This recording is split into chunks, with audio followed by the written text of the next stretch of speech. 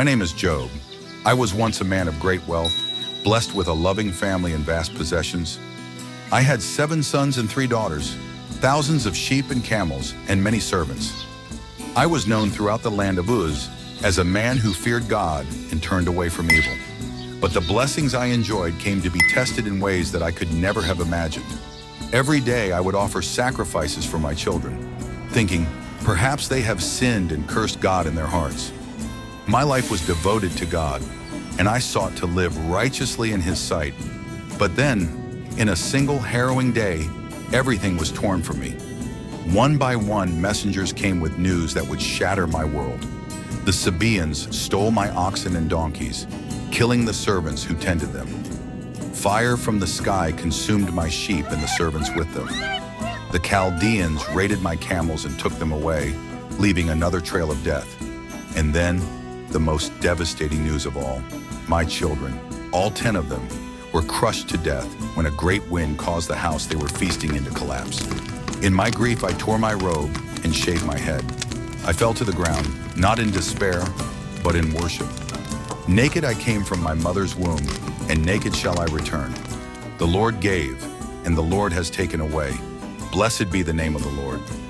These were the words I spoke, even as my heart was breaking, trying to hold on to the faith that had always guided me.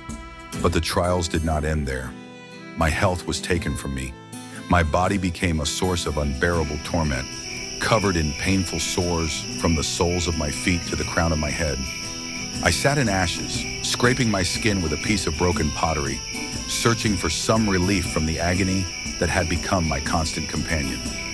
Even my wife, the one who should have stood by me, lost hope. She looked at me with sorrow and anger in her eyes and said, "Do you still hold fast to your integrity? Curse God and die." Her words struck me deeply, for they were the words of despair, not faith. But I could not give in to despair. I replied, "Shall we indeed accept good from God, and shall we not accept adversity?" Even as I spoke these words, doubt began to creep into my heart. How could I continue to trust in a God who allowed such suffering? Was it truly worth holding on to my faith when everything I loved had been taken from me? 3 of my friends came to comfort me, Eliphaz, Bildad, and Zophar. When they saw the state I was in, they were so overcome with shock that they sat in silence for 7 days, mourning with me. Their silence at first was a balm to my wounded soul, but when they finally spoke, their words became another source of pain. They could not understand my suffering, so they assumed that I must have sinned. "Consider now," Eliphaz said, "who, being innocent, has ever perished? Where were the upright ever destroyed?" Their words cut deep, for I knew I had done no wrong. Yet as their accusations grew, so too did my own doubts. Could it be that I was being punished for some hidden sin? Was my suffering a sign of God's displeasure? I could not remain silent any longer.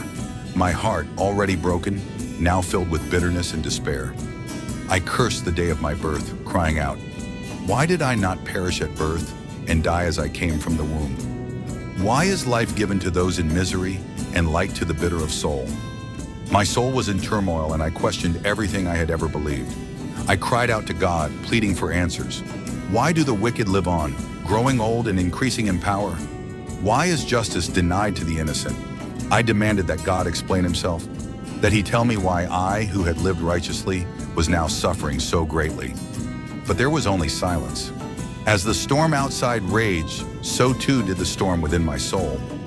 I was on the brink of losing all hope, of letting go of the faith that had sustained me through every trial. Yet in the deepest pit of my despair, a small voice inside me urged me to hold on, to cling to the belief that God's ways, though beyond my understanding, were just. Who is this that darkens counsel by words without knowledge? Where were you when I laid the foundations of the earth? Tell me if you have understanding. Have you comprehended the vast expanses of the earth? Declare if you know all this. God spoke to me out of the storm, not with the answers I sought, but with questions that revealed the vastness of His wisdom and the smallness of my understanding. I was silenced, overwhelmed by the realization that God's ways are far beyond human comprehension. I know that you can do all things and that no purpose of yours can be thwarted. I have uttered what I did not understand, things too wonderful for me, which I did not know. Therefore I despise myself and repent in dust and ashes. In his mercy, God restored to me what I had lost. He blessed the latter part of my life more than the former. I had more children, and my wealth increased beyond what it had been before. But the greatest blessing was not the material wealth or the restoration of my family. It was the deeper understanding of God's majesty, his wisdom, and his love, even in the midst of suffering. Through my suffering, I came to understand that God's ways are not ours to question, but to trust. Though I was tested, though I felt the darkness closing in around me, I never let go of my fear and reverence for God. And in the end, it was this faith, this unyielding trust, that saw me through the storm.